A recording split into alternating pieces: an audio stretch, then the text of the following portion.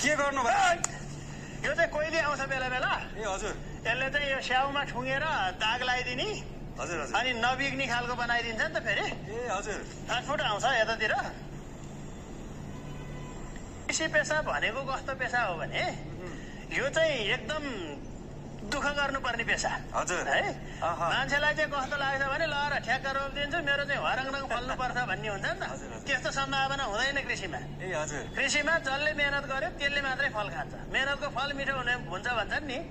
मेहनत नगर्ने मान्छेले त्यो कृषिमा हात हाल्नै पर्दैन, लगानी मात्रै खेर जान्छ त्यहाँ। लटरम्म बोटले ठेक्नै नसक्ने गरी झुप्पा धेरै कुराहरू सुनिन्छ, तर लक्ष्मण वाइबा भन्नुहुन्छ गुटुमुटु स्याउ यति धेरै फलेको छ। हो हेर्नुहोस् त, आहा कति मजाले गुटुमुटु फलेको यो स्याउ।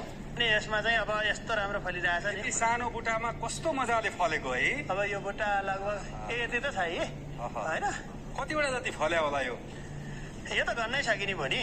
4 3 7 8 9 10 11 12 13 14 15 16 17 18 19 20 21 22 23 24 25 26 27 28 29 30 35 36 37 38 वटा रहेछ भने लगभग 8 किलो चाहिँ यसमा 8 किलो निस्किन्छ। ल हेर्नुहोस् त, एउटा मान्छेको जति नै हाइट छ। ग्राफ्टिङ नगरेको होइन, ग्राफ्टिङ भएको छ।